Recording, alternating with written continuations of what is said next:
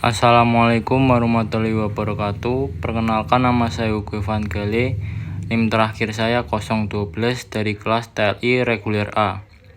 Pada kesempatan kali ini saya akan menjelaskan tentang konsep dasar medan listrik mata kuliah medan elektromagnetik dengan dosen pengampu Bapak Insinyur Saiful Manan, Magister Teknik. Oke, yang pertama ada muatan listrik. Muatan listrik ada dua jenis, yaitu positif dan negatif. Atom netral memiliki jumlah proton yang sama dengan jumlah elektron. Jika elektron dilepas, maka atom menjadi ion positif dan sebaliknya.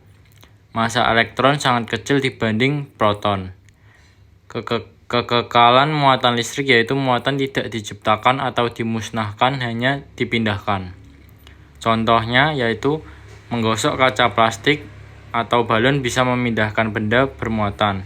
Jika muatan sejenis, maka saling tolak-menolak. Jika benda bermuatan berlawanan, saling tarik-menarik. Muatan juga dapat dideteksi dengan alat elektroskop. Dan berikut contoh gambar.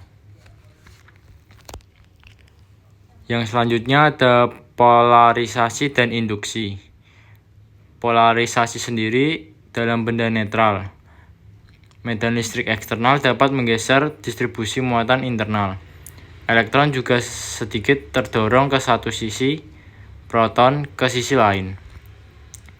Yang kedua ada induksi muatan, yaitu benda netral akan terpolarisasi. Misalnya jika benda bermuatan positif didekatkan, maka muatan negatif di benda netral akan tarik ke sisi yang terdekat dengan muatan positif.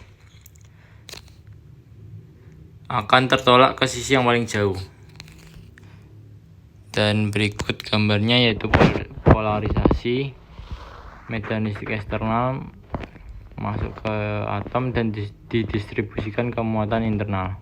Yang selanjutnya ada induksi muatan dengan muatan positif menuju ke pemisahan muatan.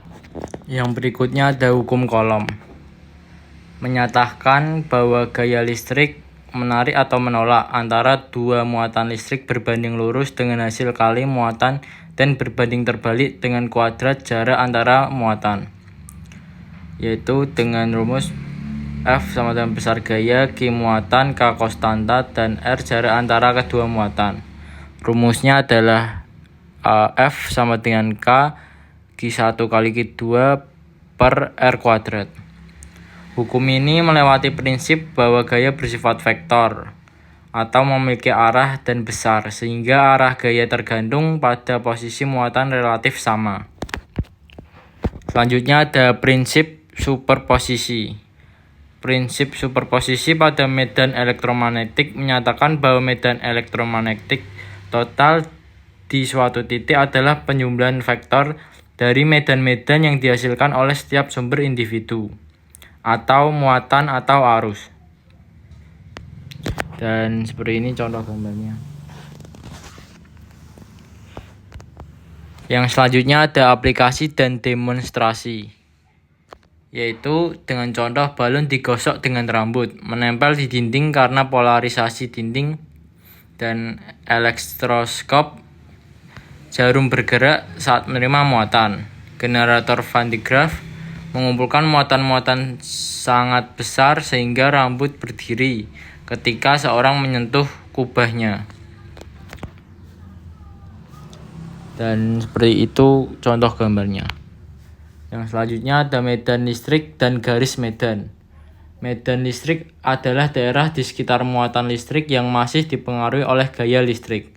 Sedangkan garis medan listrik adalah garis imajiner yang digunakan untuk memvisualisasikan medan listrik tersebut. Berikut contoh gambarnya. Dan selanjutnya ada inductive charging, yaitu pengisian daya induktif atau pengisian daya nirkabel adalah metode transfer daya tanpa kabel menggunakan medan elektromagnetik untuk mengisi daya perangkat. Yang selanjutnya ada induced dipolase atau dipolase terinduksi.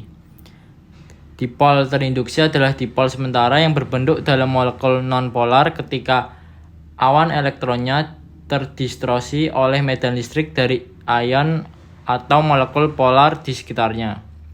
Ketika molekul polar atau ion mendekati molekul nonpolar, muatan dari molekul polar atau ion akan menarik atau menolak awan elektron molekul nonpolar.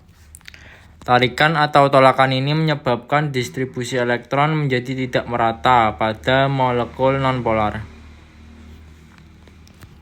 Dan seperti inilah contoh tarik dan menolak dari molekul polar atau molekul nonpolar.